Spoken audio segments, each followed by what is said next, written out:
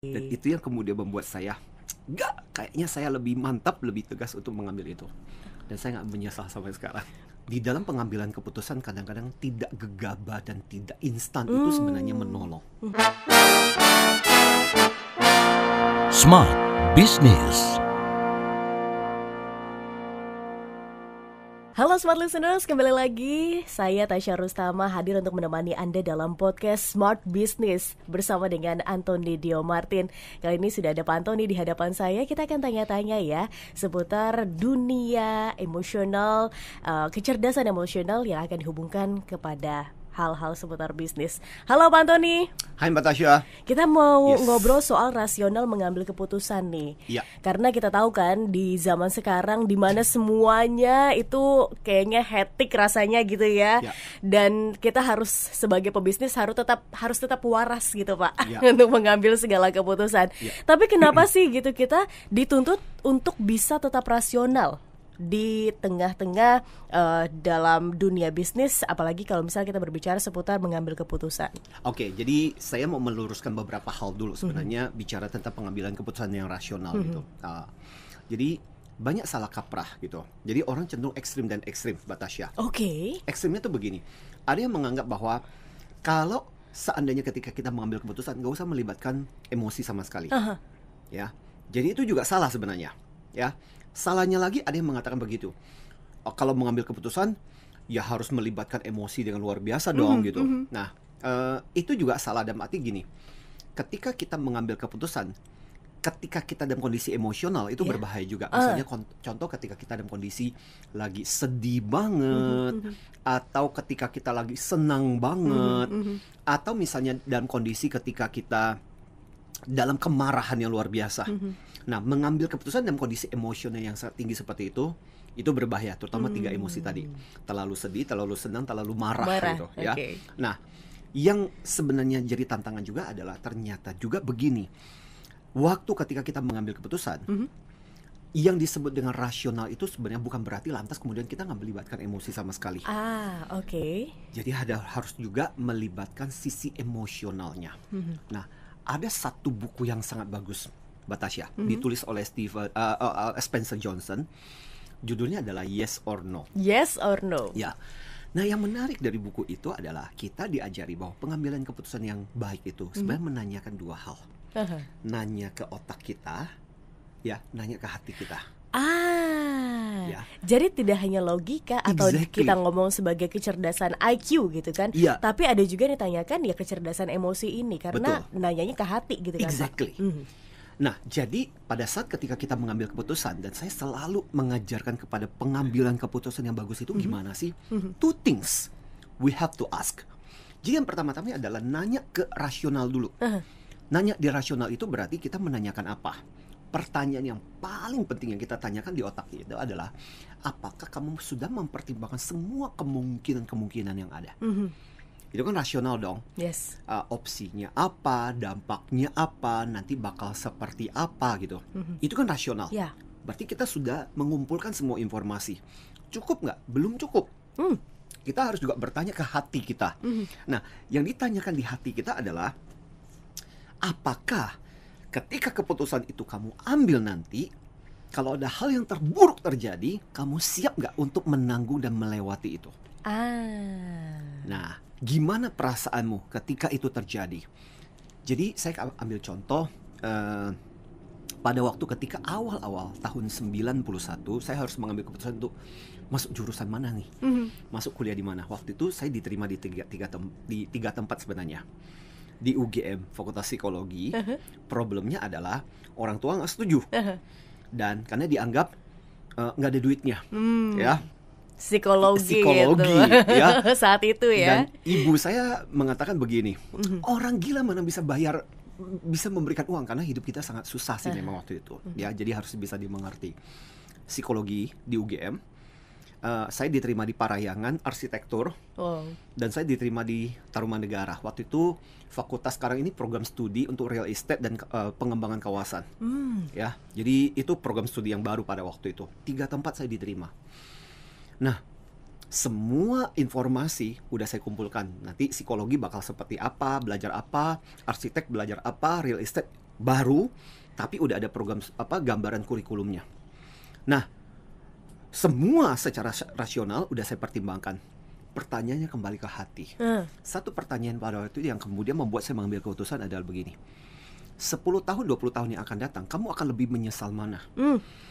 Apakah ketika kamu nggak ngambil arsitektur, karena kamu ngambil psikologi, kamu nyesal, aduh sayangnya kenapa aku nggak ngambil arsitektur atau real estate ya? Ataukah aku akan menyesal, aduh kenapa aku nggak ngambil psikologi?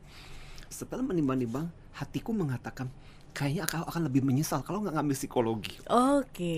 Dan itu yang kemudian membuat saya, kayaknya saya lebih mantap, lebih tegas untuk mengambil itu. Dan saya nggak menyesal sampai sekarang. Baik. Jadi itu mengajarkan kepada teman-teman untuk smart listener buat kita juga. Jadi pada waktu ketika kita mengambil keputusan, pertimbangkan dua hal. Jadi tanyakan ke otak kita, apakah kita sudah mempertimbangkan semua kemungkinan-kemungkinan yang ada. Terus tanyakan ke hati kita, kalau hal terburuk terjadi, aku siap nggak untuk melewati itu? Kalau kita mengatakan aku ready untuk keputusan ini, berarti kamu sudah mempertimbangkan dan menanyakan hati dan otak. Itu aja gitu. Baik. Dua sisi gitu. Oke, dua sisi. Gimana kalau andai kata Pak Antoni, kadang-kadang keputusan yang kita ambil ini bercampur aduk dengan ego yang kita miliki, atau kita pengennya yang enaknya aja gitu kan. Kadang-kadang seperti itu. Nah, gimana kita tahu kita ini dalam fase yang tiga hal itu, tidak terlalu senang, tidak terlalu sedih, dan tidak marah, tidak dalam kondisi marah. Gimana kita tahu? Nah, hal yang paling penting sebenarnya Mbak Tasya, balik lagi. Di dalam pengambilan keputusan kadang-kadang tidak gegabah dan tidak instan, itu sebenarnya menolong. Ya, jadi jangan mengambil keputusan pada saat ketika kita sedih banget. Terus terang, banyak kisah sedih yang sebenarnya kadang saya ketika melakukan konseling, ketika melakukan coaching dengan orang tua dan sebagainya, misalnya contohnya kehilangan anaknya gara-gara bunuh diri, itu kan keputusan diambil pada saat ketika sedih, depresi yang luar biasa, kemudian mengakhiri hidupnya. Kadang-kadang kita mengatakan gini dalam pertimbangan, coba mungkin kalau dia bisa bertahan beberapa saat lagi, mungkin moodnya sudah berubah. Mungkin dia tidak akan menempuh dan membuat keputusan seperti itu yang akhirnya membuat keluarganya jadi sangat menderita seumur hidup gara-gara kejadian apa yang dia putuskan. Nah, hal seperti itu loh. Jadi supaya ego kita nggak terlalu terlibat atau perasaan kita nggak terlalu terlibat di situ, salah satu cara terbaik adalah jeda. Atau misalnya tunda dulu. Misalnya contoh, saya seringkali memberikan nasihat, misalnya contoh dapat email yang bikin kita marah, kesel banget gitu. Ini kan bukan salah saya, kok bisa-bisanya dia menuduh saya seperti itu. Respon yang terjadi adalah kita pingin langsung kemudian merespon. Saya bilang, boleh, nulisnya boleh, tapi jangan langsung di-send. Send-nya besok. Jadi besok pagi-pagi datang, baca dulu. Kalau ternyata oke-oke aja, baru kamu boleh send. Dan biasanya kita nggak send. Karena biasanya pada waktu ketika kita menulis itu dan kok emosi tinggi, setelah kita sadar, iya ya kenapa aku harus merespon dengan cara seperti itu gitu loh. Nah, itu penting. Baik. Sediakan jeda ya Pak Antoni. Betul. Jangan mendadak untuk mengambil sebuah keputusan dengan sangat cepat. Biasanya sangat cepat itu berbahaya nggak sih Pak? Gini, persoalannya adalah instan seperti itu kan kita terbawa oleh emosi kita. Ya, malah sebaliknya. Pak, bagaimana kalau dengan misalnya yang senang misalnya? Ketika senang gitu, apa yang terjadi misalnya? Jadi gini, ada satu teknik negosiasi di mana si lawan negosiasi itu akan dihibur, dibikin happy, dibikin senang banget. Jadi lupa dengan tujuan. Negosiasi dilakukan karena kita lagi kondisi senang dan sebagainya. Oke lah, cincailah, gampang lah, mudah lah. Kemudian akhirnya kita membuat keputusan itu dan akhirnya, aduh, kenapa pada waktu itu aku menyetujui kontrak seperti ini? Karena kita dalam kondisi happy. Makanya kita mengatakan betapa berbahayanya ketika dalam kondisi situasi seperti itu, dan itu yang kita mesti waspadai sebenarnya. Ya, jadi bagian dari pembelajaran kita. Baik, Pak Antoni, ketika kita punya keputusan yang kita ambil secara dalam kutip rasional ini sudah memperhitungkan yang di kepala, sudah perhitungkan juga yang ada di hati soal emosionalnya. Apakah itu menjamin Pak Antoni kalau andai kata keputusan yang kita ambil ini tidak akan kita sesali? Kadang-kadang kalau andai kata berada di puncak karir atau menjadi sebuah orang pebisnis, ini kan kita nggak bisa menghindari ya untuk tidak pleaser everyone gitu yeah, kan. betul. Pasti akan ada yang dikorbankan, Yeah. akan ada yang diunggulkan. Nah, gimana menurut Pak Antoni? Oke, jadi gini, pertimbangan ini, jadi kalau mengacu kepada apa yang dikatakan oleh Spencer Johnson di bukunya Yes or No ini, tidak akan serta-merta membuat kita membuat keputusan langsung terbaik. Tapi at least dua komponen kita pertimbangkan. Artinya dari komponen rasionalnya, kognitifnya, kita sudah mempertimbangkan semua hal yang harus di-cover sebelum kita membuat keputusan. Artinya gini loh, makanya bagusnya sisi ini adalah mengajarkan kita jangan cuma menggunakan hati doang. Jangan cuma yes. Tapi kamu udah pertimbangkan belum semua aspek kemungkinan informasi yang kamu butuhkan, udah kamu kumpulkan belum? Jadi itu sisi terbaik, artinya sebelum kamu mengambil keputusan, you have to know what happened. Semua informasi, data-datanya dikumpulkan dulu baru ambil keputusan. Itu rasional. Berarti at least kalau kita salah mengambil keputusan, ya mau gimana lagi? Toh paling enggak saya sudah mengcover semua informasi yang ada. Atau yang kedua adalah, pertanyaan yang kedua juga, informasi sudah di cover, tapi ya itu, sebenarnya hati kita nggak srek. Iya.